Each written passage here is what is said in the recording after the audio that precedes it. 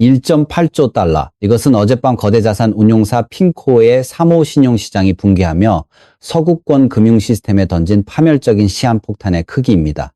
2026년 3월 12일 목요일 오늘 아침 월스트리트는 피를 흘리며 비명을 질렀지만 지구 반대편 상하이의 거대 자본들은 조용히 축배를 들며 서양의 마지막 남은 실물 은을 진공청소기처럼 빨아들이고 있습니다.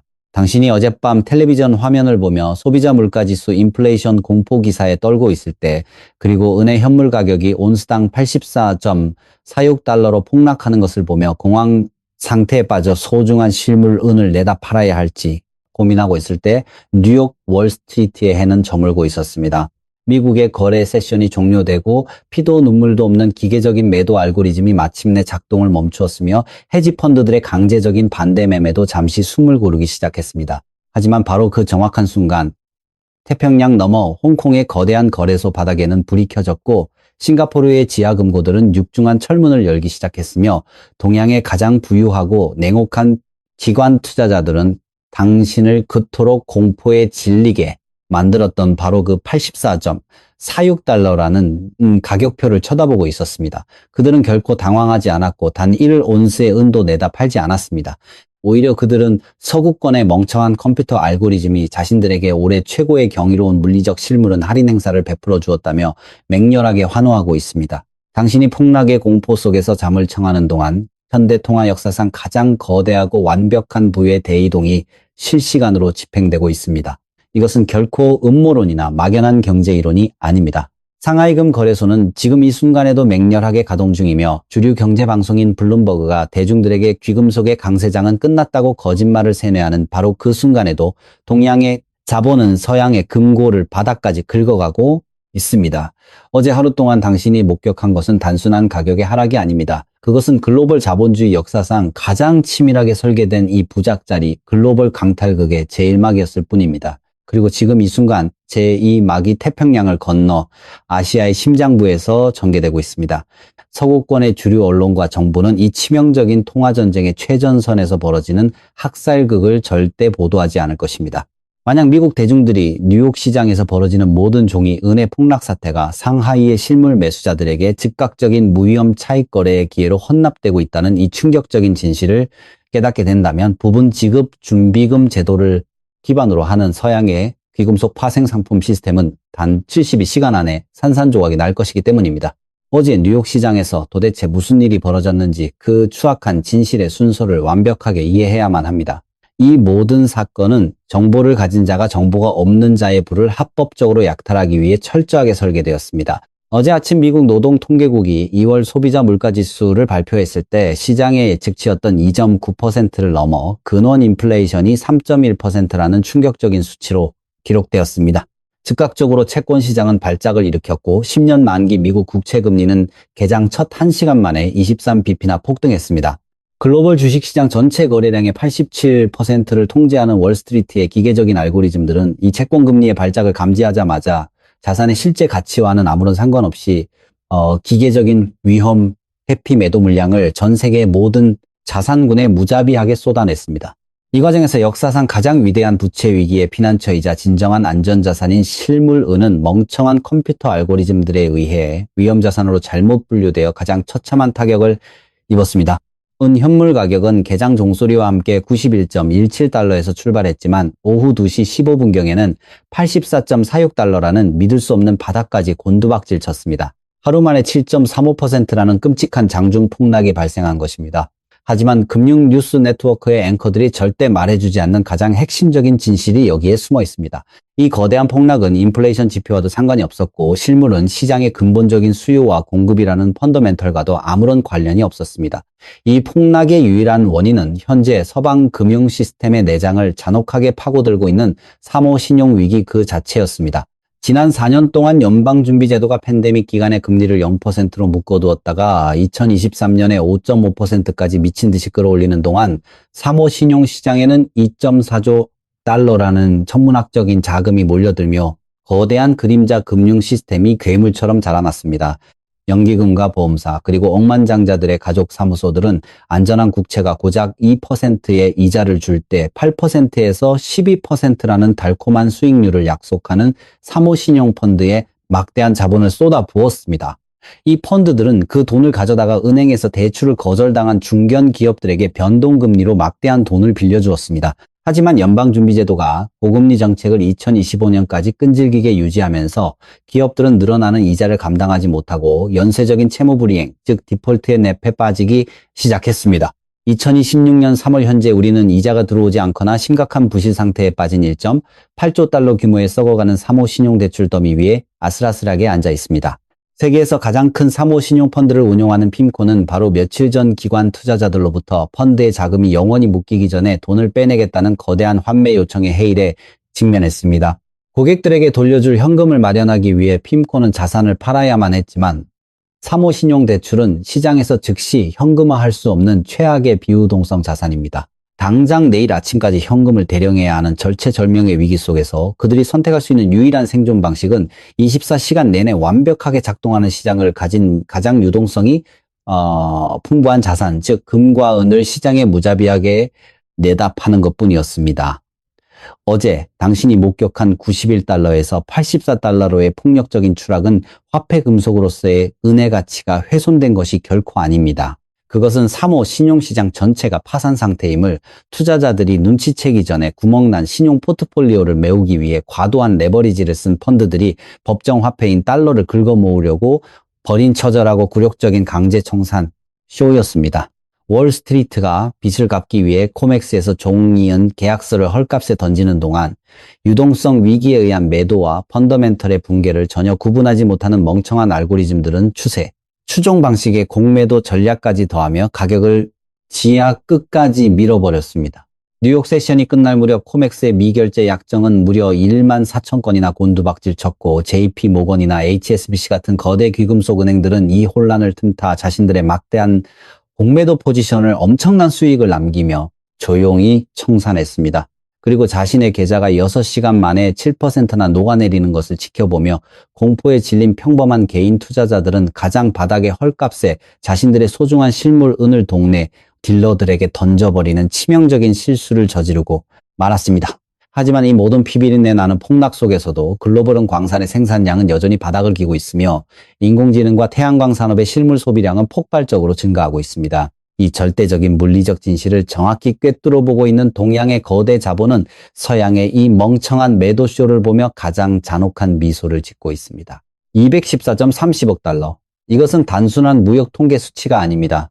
중국이 불과 며칠 전 발표한 역사상 가장 거대하고 압도적인 월간 무역 흑자의 규모이자 서구권의 실물 자산을 싹쓸이하기 위해 장전한 가장 파괴적인 실탄의 액수입니다. 2026년 3월 12일 목요일 오늘 아침 월스트리트의 헤지 펀드들이 3호 신용위기에 쫓겨 종이은을 비참하게 내던지고 있을 때 중국 정부와 아시아의 거대 국부 펀드들은 이 막대한 달러 다발을 들고 가장 잔혹한 미소를 지으며 전 세계 귀금속 시장의 심장부로 진격하고 있습니다.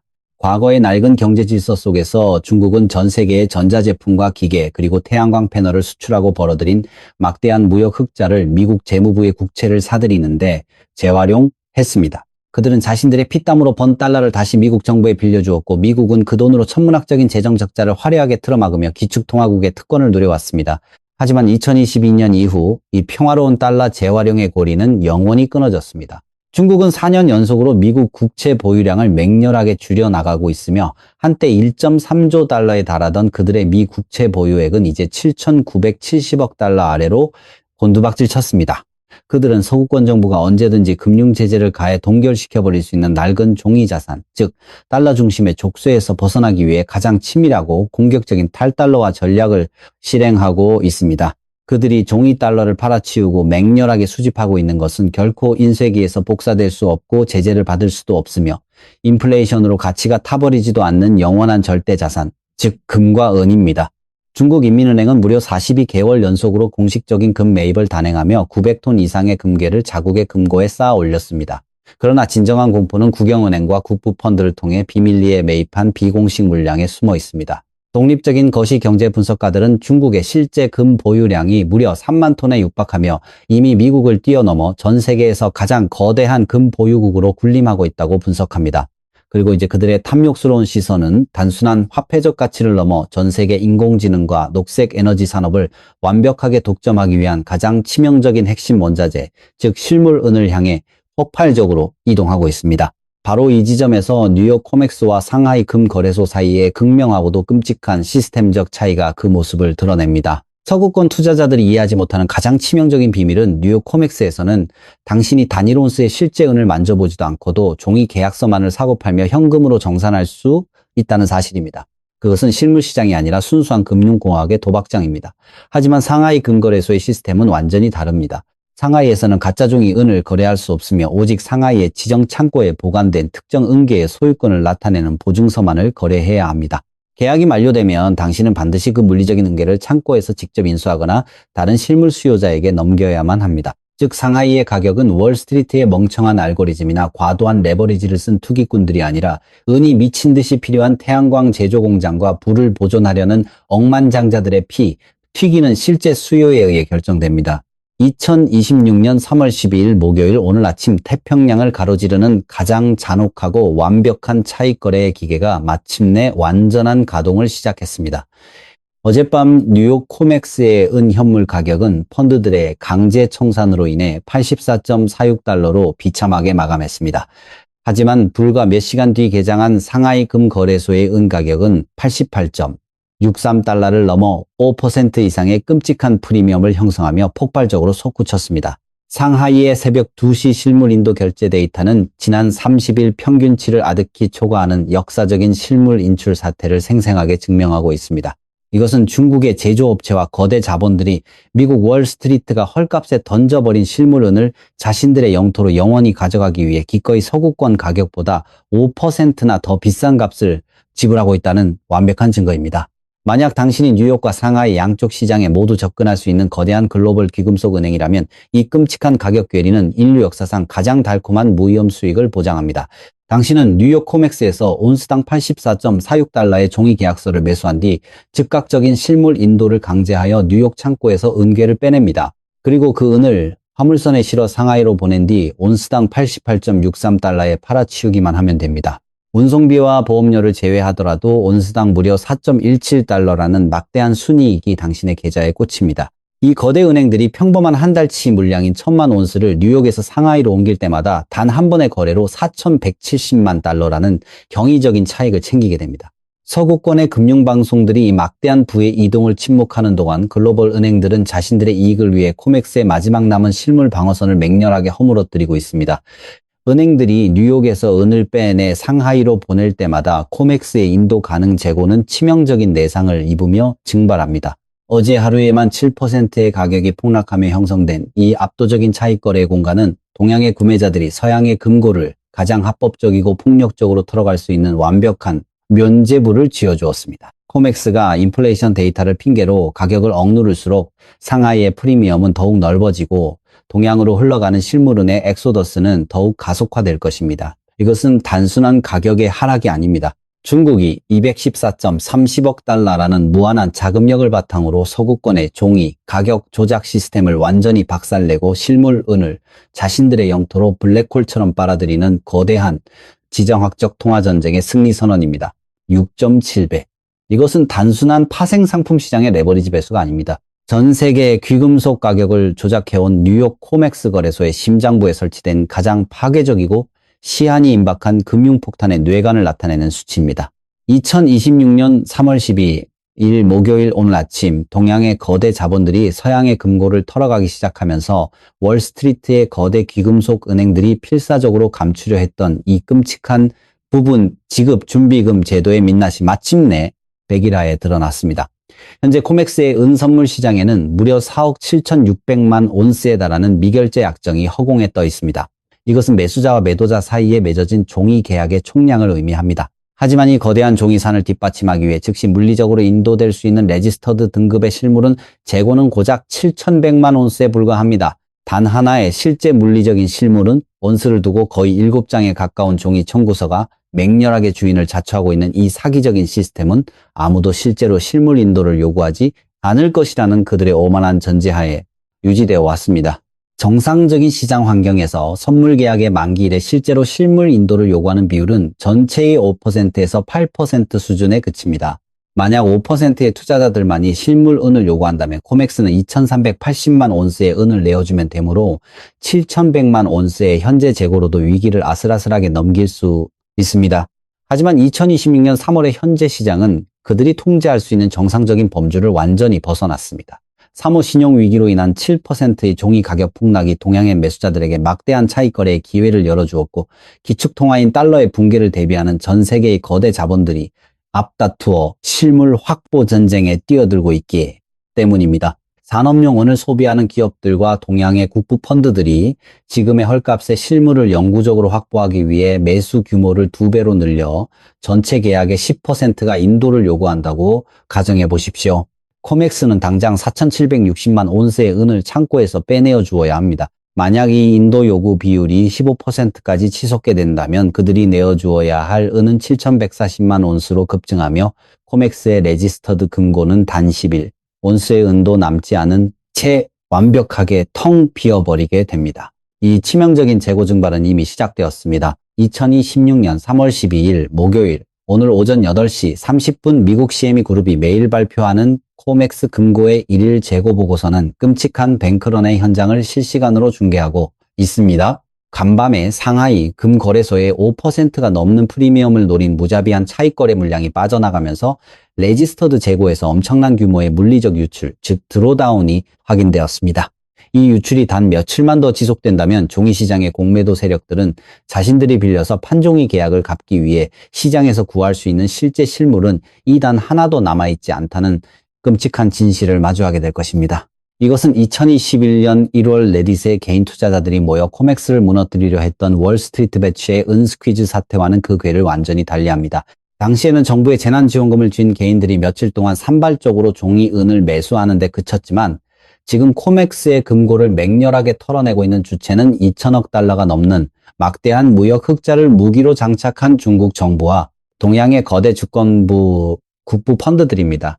개인 투자자들의 감정적인 매수세는 며칠 만에 흩어질 수 있지만 국가 단위의 장기적인 탈달러화 전략에 기반한 실물 매집은 코맥스의 마지막 은계가 아시아로 넘어갈 때까지 결코 멈추지 않을 것입니다. 규모와 자금력 그리고 물리적 인출에 대한 파괴적인 집착면에서 서구권의 귀금속 은행들은 역사상 가장 무자비하고 압도적인 포식자를 만난 것입니다. 코맥스의 레지스터드 재고가 5천만 온스 아래로 무너지고 실물 인도를 요구하는 자본의 해일이 덮칠 때 벼랑 끝에 몰린 월스트리트는 세 가지 끔찍한 선택지 중 하나를 강제로 결정해야만 합니다.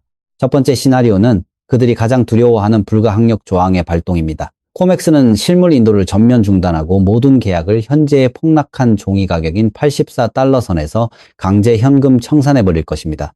이 항복선언이 나오는 순간 코맥스는 글로벌 가격 발견 메커니즘으로서의 신뢰를 영구적으로 상실하게 됩니다. 런던금 시장 연합회가 사태를 수습하려 나서겠지만 그들의 금고 역시 비어있기는 마찬가지입니다. 종이 가격과 실물 가격의 연결고리가 완전히 끊어지면서 암 시장의 딜러들은 스팟 가격보다 30에서 50%나 비싼 프리미엄을 요구할 것이고 당신의 낡은 지폐로는 단일 온스의 은도 영원히 살 수 없게 됩니다.